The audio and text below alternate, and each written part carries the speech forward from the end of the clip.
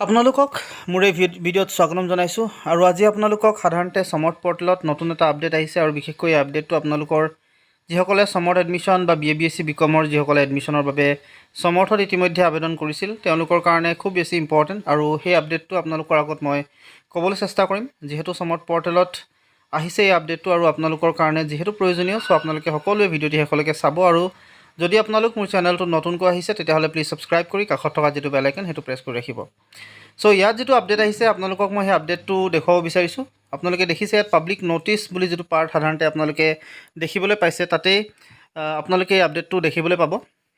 আপোনালোকেও চাব পাৰে, কোনো ধৰণৰ কথা নাই যে আপোনালোকে চাব নোৱাৰিব, আপোনালোকে ডাইৰেক্ট পৰ্টেলটো খুলিলেই চাব পাৰে।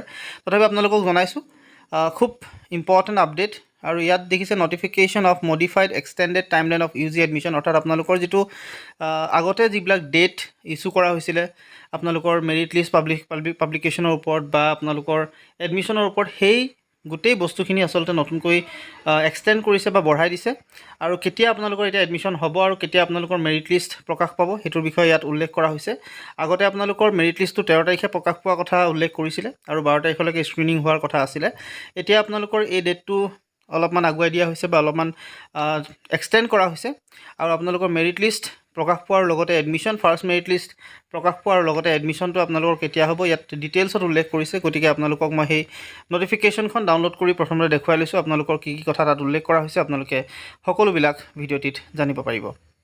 চ' ইয়াত প্ৰথমতে যিটো আপোনালোকৰ ডিটেইলছ দেখিছে এইটো সমৰ্থ পৰ্টেলৰ অফিচিয়েল হয় আৰু 12 তাৰিখে আহিছে।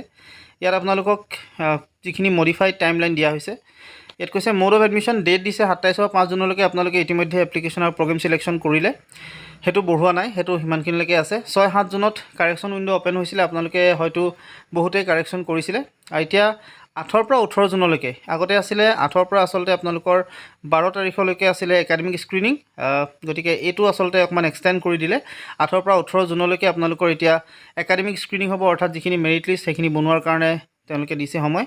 আৰু 19 জুনত আপোনালোকৰ যি ফাৰ্ষ্ট মেৰিট লিষ্ট সেইটো প্ৰকাশ পাব। 19 তাৰিখে আপোনালোকৰ ফাৰ্ষ্ট মেৰিট লিষ্ট প্ৰকাশ পাব আৰু 19 তাৰিখে যেতিয়া ফাৰ্ষ্ট মেৰিট লিষ্ট প্ৰকাশ পাব তাৰ এদিনৰ পিছত 20 আৰু 21 এই দুদিন আচলতে 20 তাৰিখ আৰু 21 তাৰিখ ফাৰ্ষ্ট মেৰিট লিষ্টৰ সাধাৰণতে যিটো লিষ্ট প্ৰকাশ পাব সেইসকলে আচলতে এডমিশ্যন ল'ব পাৰিব ফাৰ্ষ্ট মেৰিট লিষ্টত থকা ষ্টুডেণ্টসকলে। আৰু তাৰ কাৰণে ফাৰ্ষ্ট মেৰিট লিষ্টৰ যিখন কাগজ বা যিখন মেৰিট লিষ্ট সেইখন প্ৰকাশ পাব আপোনালোকৰ 19 জুনত। সেইটো আপোনালোকে মনত ৰাখক, এইটো এটা নতুন টাইমলাইন, গতিকে এইটোৰ মতেহে সাধাৰণতে আপোনালোকৰ হ'ব। 20-21 তাৰিখে আপোনালোকক মই ক'লোৱে ইতিমধ্যে ফাৰ্ষ্ট মেৰিট লিষ্টৰ ছাত্ৰ ছাত্ৰীসকলে এডমিশ্যন ল'ব পাৰিব। 22 জুনত আকৌ আপোনালোকৰ ছেকেণ্ড মেৰিট লিষ্ট ওলাব আৰু ছেকেণ্ড মেৰিট লিষ্ট ওলোৱাৰ ঠিক পিছদিনাখন অৰ্থাৎ 24 তাৰিখ আৰু 25 তাৰিখ এই দুদিনত আপোনালোকৰ ছেকেণ্ড মেৰিট লিষ্টৰ যিটো এডমিশ্যন সেই এডমিশ্যনবিলাক আপোনালোকে ল'ব পাৰিব। মানে 24-25 তাৰিখে হৈছে আপোনালোকৰ যিটো দিন য'ত নেকি ছেকেণ্ড মেৰিট লিষ্টৰ যিটো নাম আহিছিলে সেইসকলে এডমিশ্যন ল'ব পাৰিব। 26 জুনত থাৰ্ড মেৰিট লিষ্ট ওলাব আৰু 27-28 জুনত আপোনালোকে থাৰ্ড মেৰিট লিষ্টত যিসকল ছাত্ৰ ছাত্ৰী তাত নাম আহিছিলে বা আহিব সেইসকলে এডমিশ্যন ল'ব পাৰিব। 29 জুন আৰু 1 জুলাইত স্পট এডমিশ্যনৰ কাৰণে দিছে দুদিন, 29 আৰু 1 জুলাই, 29-ৰ পৰা 1 জুলাই আচলতে।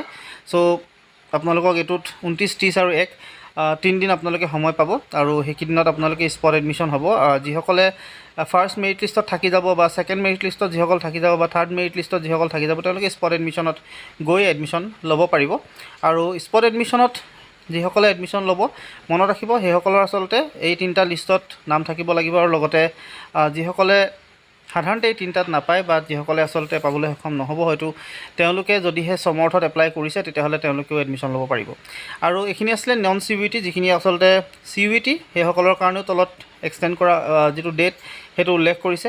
1 পৰা 2 জুলাই প্ৰগ্ৰেম চিলেকশ্যন, 3 পৰা 4 জুলাই কাৰেকশ্যন উইণ্ড', 5 পৰা 8 জুলাই একাডেমিক স্ক্ৰিনিং বাই HEI, 9 জুলাইত আপোনালোকৰ ফাৰ্ষ্ট মেৰিট লিষ্ট, 10 পৰা 11 এডমিশ্যন হ'ব ফাৰ্ষ্ট মেৰিট লিষ্টৰ, 12 তাৰিখে ছেকেণ্ড মেৰিট লিষ্ট, 13 পৰা 15 ছেকেণ্ড মেৰিট লিষ্টৰ এডমিশ্যন, 16 জুলাইত আকৌ থাৰ্ড মেৰিট লিষ্ট ওলাব আৰু 17 পৰা 18 জুলাইত থাৰ্ড মেৰিট লিষ্টৰ এডমিশ্যন হ'ব, 19-20 জুলাইত স্পট এডমিশ্যন হ'ব আৰু 29 পৰা 31 final spot admission for both non CUET আৰু CUET দুইখিনিৰ কাৰণেই হ'ব। চ' আপোনালোকক ইতিমধ্যে জনালোঁ যিখিনি ডেট আছিলে আপোনালোকৰ কাৰণে সেইখিনি জনালোঁ। আপোনালোকৰ যি মেৰিট লিষ্ট 19 জুনত সাধাৰণতে ওলাব আৰু 20 পৰা 21 তাৰিখে আপোনালোকে এডমিশ্যনত যাব পাৰিব ফাৰ্ষ্ট মেৰিট লিষ্টৰ। 22 জুলাইত ছেকেণ্ড মেৰিট লিষ্ট আৰু 24-25 তেওঁলোকে এডমিশ্যন ল'ব পাৰিব। 26 জুলাইত থাৰ্ড মেৰিট লিষ্ট ওলাব। 27 পৰা 28 তেওঁলোকে এডমিশ্যন ল'ব পাৰিব আৰু 29 পৰা 1 তাৰিখলৈকে স্পট এডমিশ্যন হ'ব। চ' এইখিনি জনালোঁ। আশা কৰিম আপোনালোকে ভিডিঅ'টো যিমান পাৰে সিমান শ্বেয়াৰ কৰিব আৰু লগতে চেনেলটো ছাবস্ক্ৰাইব কৰি কাষত থকা যিটো বেল আইকন সেইটো প্ৰেছ কৰি ৰাখিব। আজিলৈ মানে ধন্যবাদ।